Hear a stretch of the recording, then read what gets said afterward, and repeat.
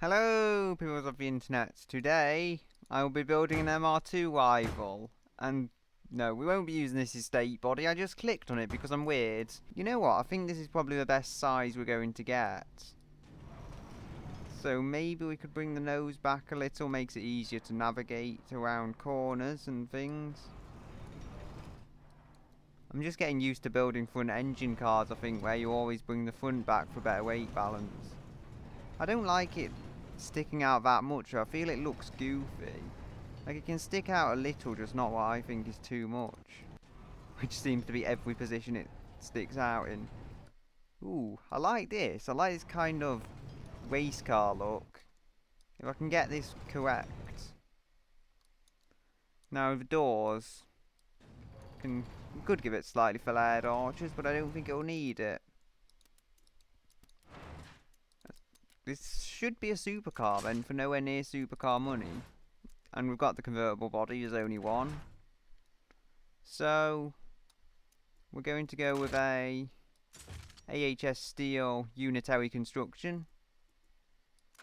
We could go with mid-transverse or mid-longitudinal. I think transverse fits a larger engine, so I'll use that. We can go with double wishbone or push rod. For the price range, double wishbone is a lot better.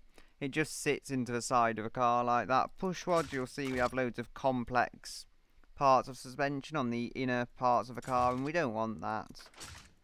Oddly enough, we can go with inferior rear suspension. I'm not sure why we would want to do that. But hey, you could. I guess if you wanted a drift car or something, like deliberately overloading the rear suspension might be useful.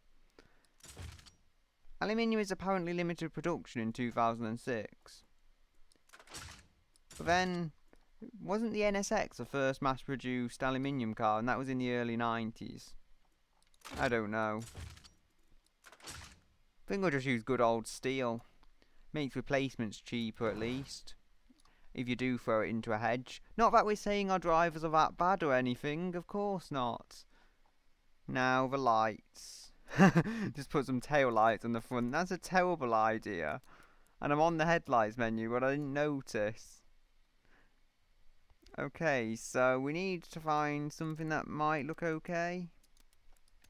I'm supposed to have pop-up headlights, but I don't know where they are. We could look in vents. Ooh, colourful boxes. Yeah, they're just really underwhelming though when you actually get into the thing and it just turns out to be an average vent. Now, it is mid-engine, so vents on the front won't do that much of use. That much has to be said. Now, have we got the headlights? Ooh, what are these? Exhausts. I like those. Not seen them before. We'll have a bit of chrome on this. If we can use those exhausts. I don't know why they're under vents though, not exhausts. That's odd. Maybe they're fake exhausts, at which point, who knows where the exhaust goes out. It's a mystery. Now, what else do we have under vents that we might want to use? Some actual vents? Nah. I think we'll have a chrome one of these on the front. As I said, it's near useless. It's mainly just glam.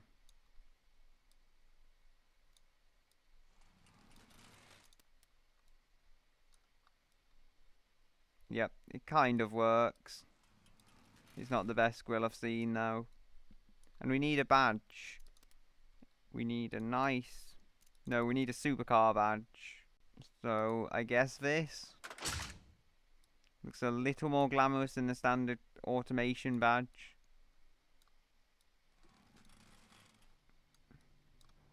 Now it's kind of squished and squashed into weird ways.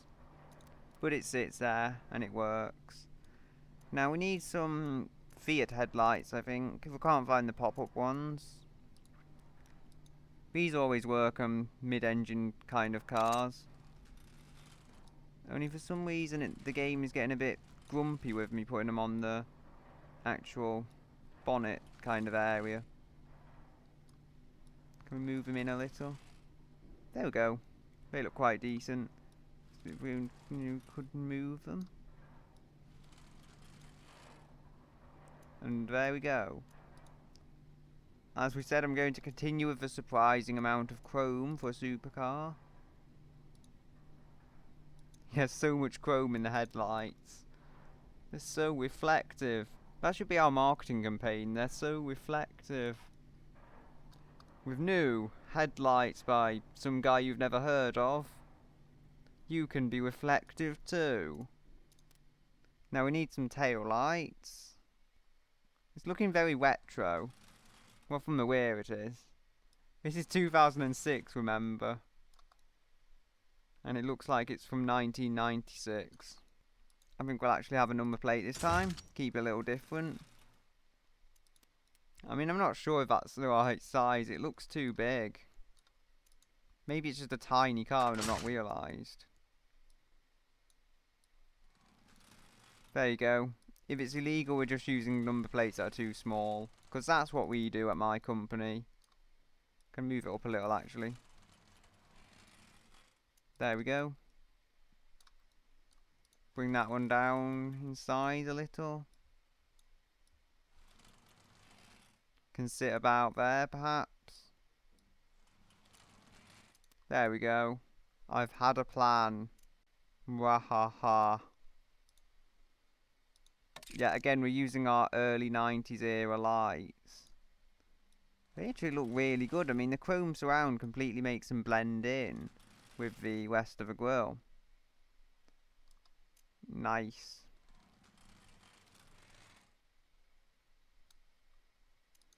There we go. And we need some side indicators as well. They're not chrome, but our users have to suffer because we can't be bothered to chrome one piece of bodywork. Look at that. It's really messy. It's like someone just took a knife and attempted to cut the bodywork with it. It'll do. It's close enough. We just bought loads of old Ferrari parts that they didn't want anymore. Does it actually have lights in it?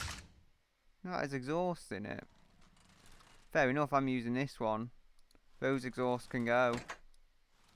This gives us a little cooling since the engine's nearer to the rear of the car.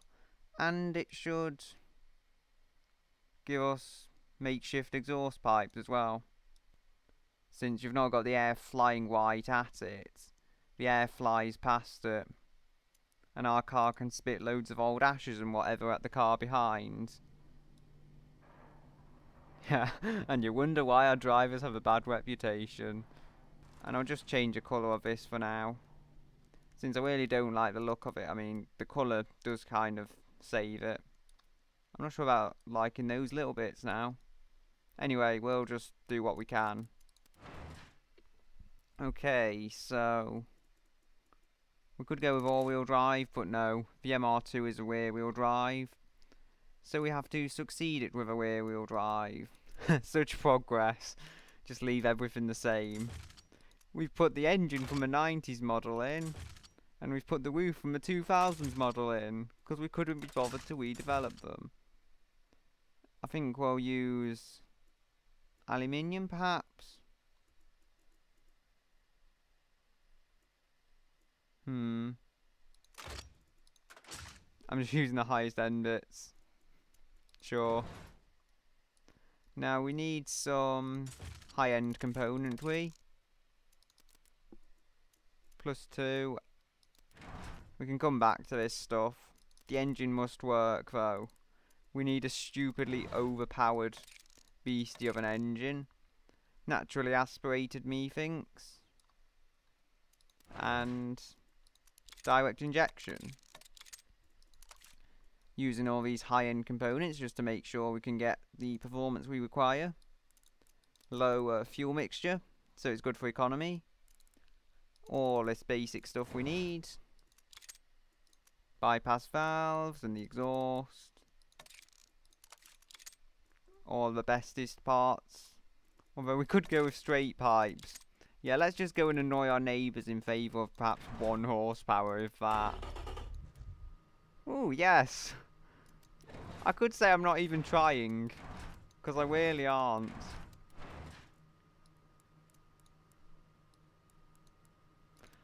Right, if this engine could just make 300 happily, I think I'm done for the day.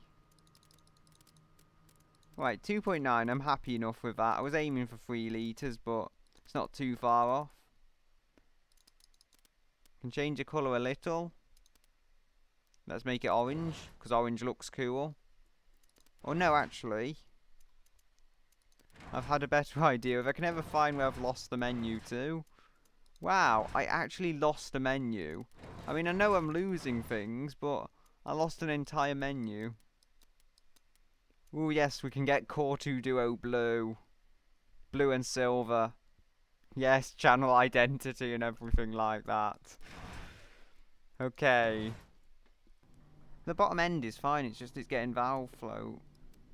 So when does the performance index start to decrease? Well, it stays the same after about 9,000, so we'll leave it at that. Because we have so much power, I'll just reduce the quality. I mean, reduce the quality and then reduce the price a bit as a result of that, and then we'll reduce the power a bit as a result of that. Only when I adjusted the exhaust did I realise just how much power I could get from this. Just let it run for a moment so you can hear that. Oh, that's an awkward angle.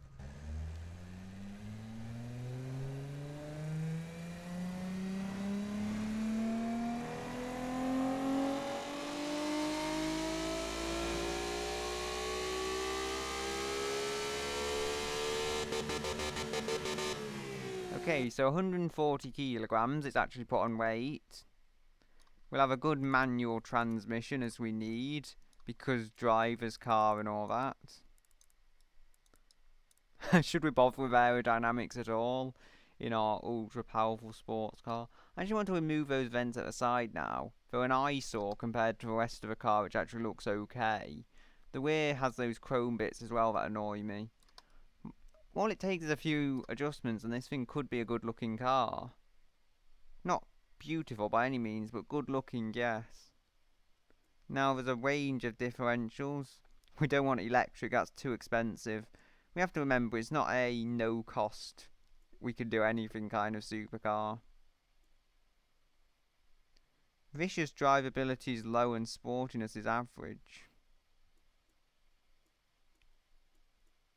Sportiness is high with a geared, and electric is just stupidly expensive, so we'll use geared. Have to spend a little more, but it does make it extra sporty. There we go, those tyres are pretty narrow. I think medium compound combined with slightly flared arches should give us the result we're looking for. There we go. 245, 265 and medium compound tyres. Sounds pretty good to me. Not the widest tyres in the world, but they should be capable of handling the engine, even if it's just about. Magnesium because sports car, and we'll go with some fairly nice alloys, I think. Is it magnesium alloy? Or just magnesium? Yeah. Wooden flats on an MR2. Now sit for 19s, I think. They look okay. Or wooden flats. No, I have to remember it's kind of a GT car. Good as it might look to my eyes. Supercar brakes. The one moment I will go out of control is when I'm offered the brakes. Because I worry too much about stuff. I think we'll have 2 piston solid discs on the way. Ooh, technology. 3 piston even. So we're looking at 288 rear, 608 front. So we're looking at 1,000 all in. Probably a bit more and have increased the quality. Yeah. Maybe 1,200. I didn't really think about it too much. Now, downforce is limited production, so we'll go with fully clad. Cooling flaps because it increases the top speed and adjusts the aero, which we apparently can do. Cooling. Fascinating.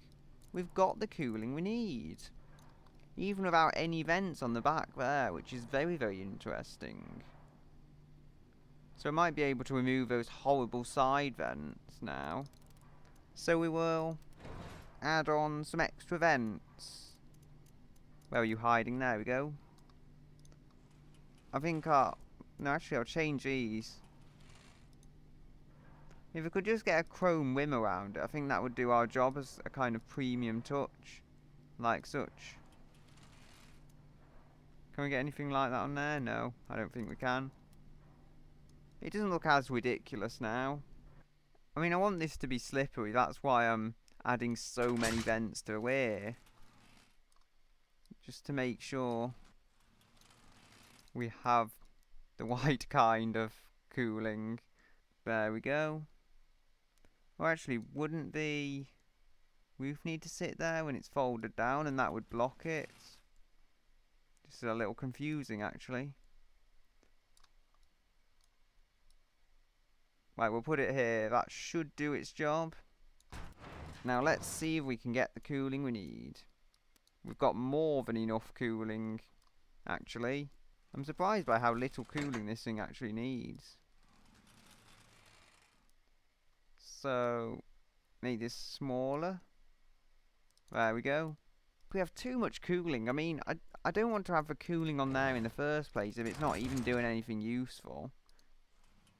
Admittedly, it might look good, but still. Again, we have too much cooling.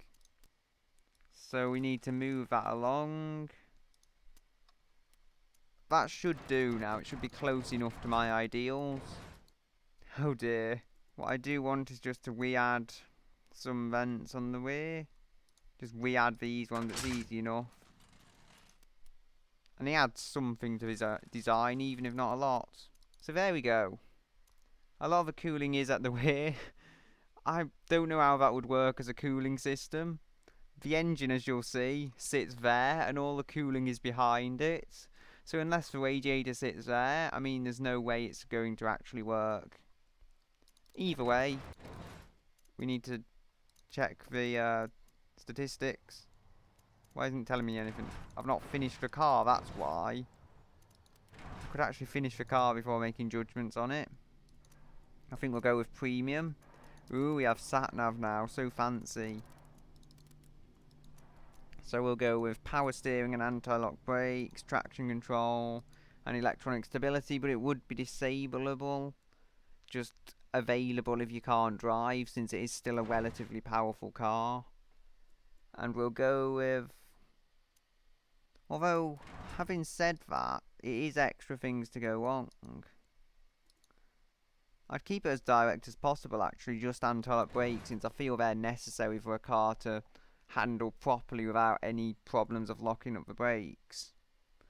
Now I think we'll go with active sport suspension. No, we will go with some fancy suspension to make sure this thing can fly round corners.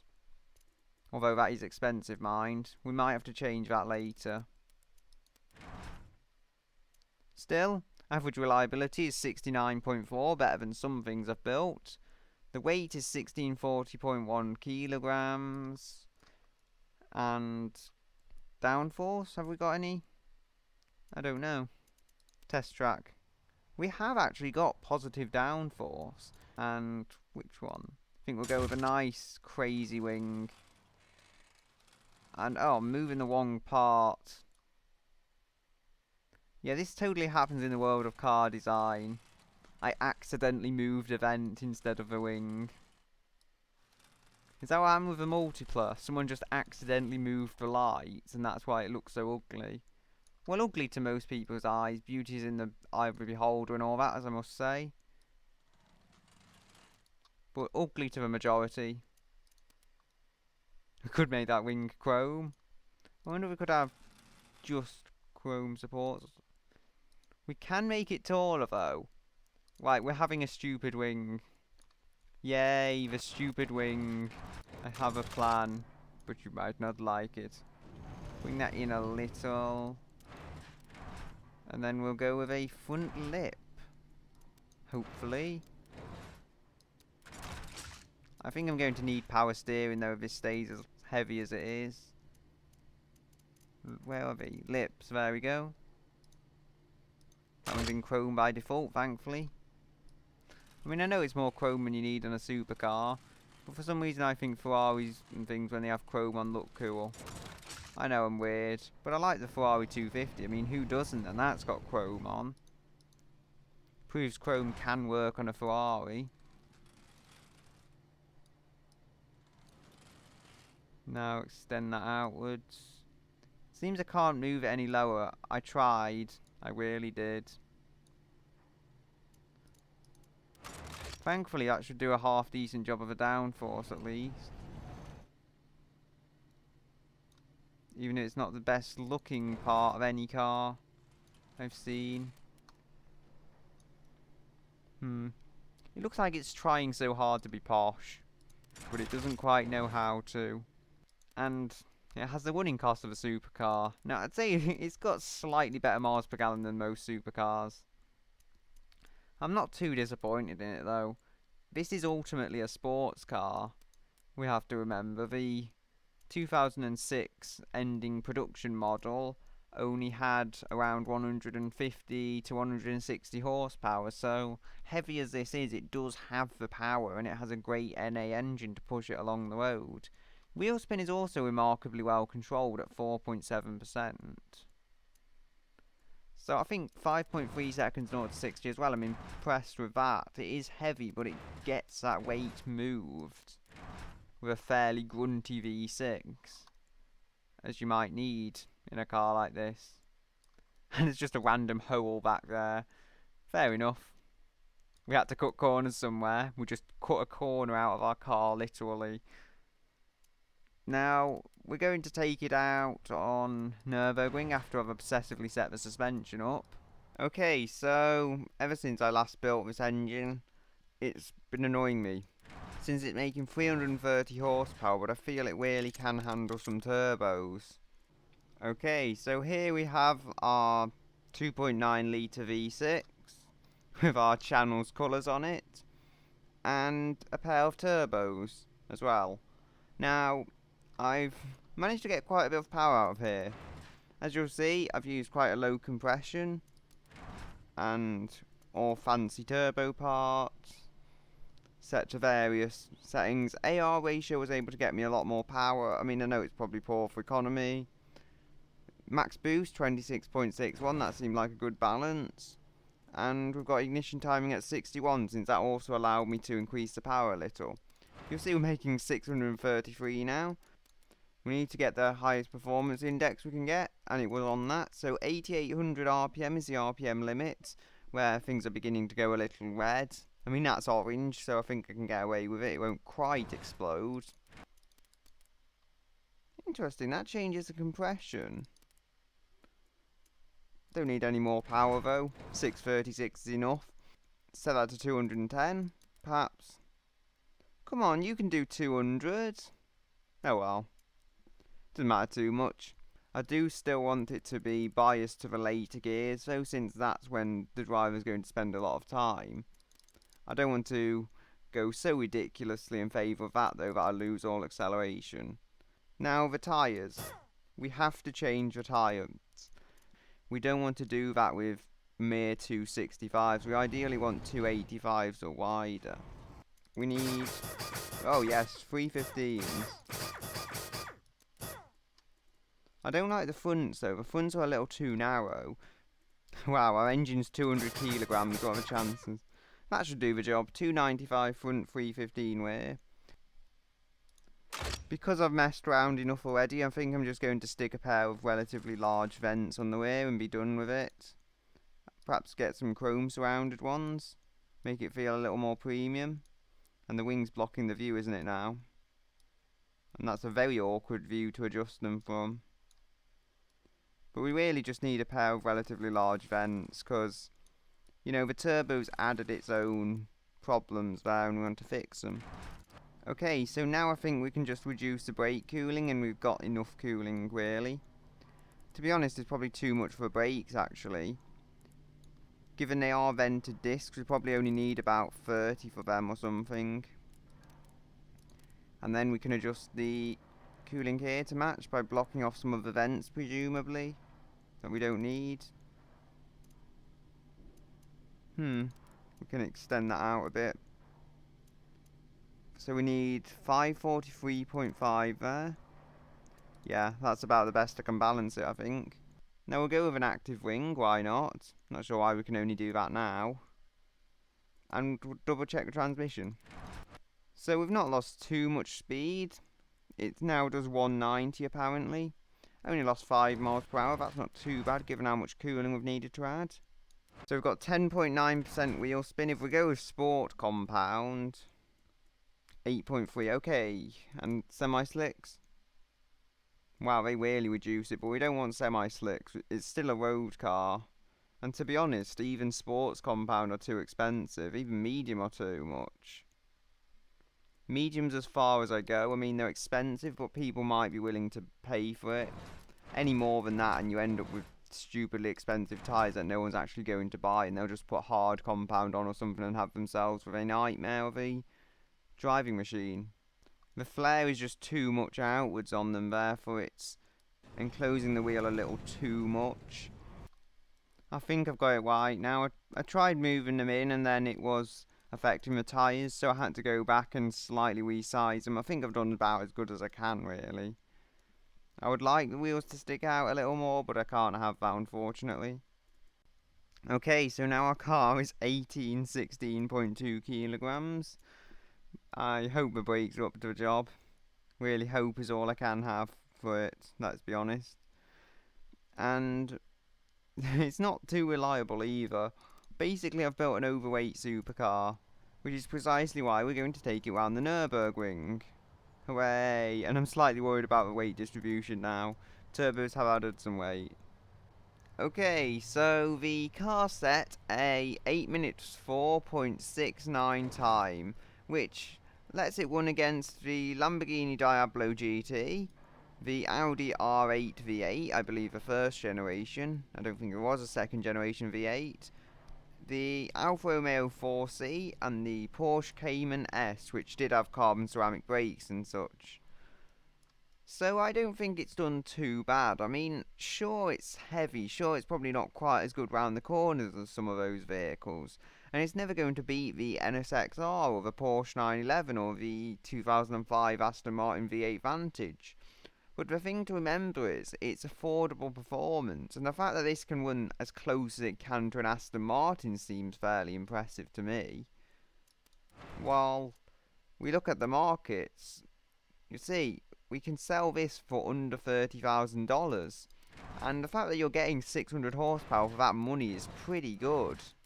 Now, if we look at the RPM, the drive was generally keeping it over 6,000. It very rarely dropped below that, or it could be, and you'll see that's where the power suddenly drops off, so you don't want to be caught there.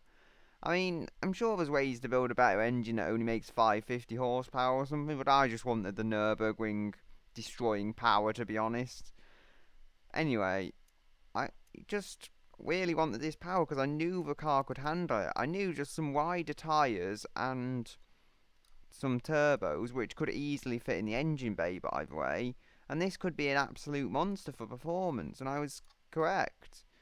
Although it's not perhaps the monster of certain cars, the fact that this runs against a slightly older Lamborghini is impressive for what's a mass market car ultimately. I've forgotten two things. Firstly, the door handles, because you don't want our users to have to put the roof down every time we want to get in the car.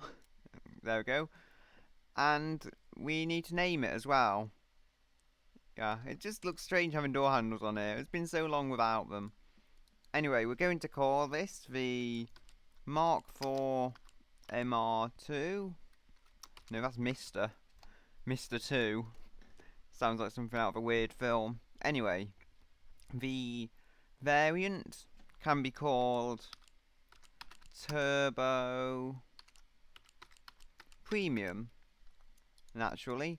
The engine can be called the 3.0 V6R because it's naturally a high performance version, the R standing for race. And this can be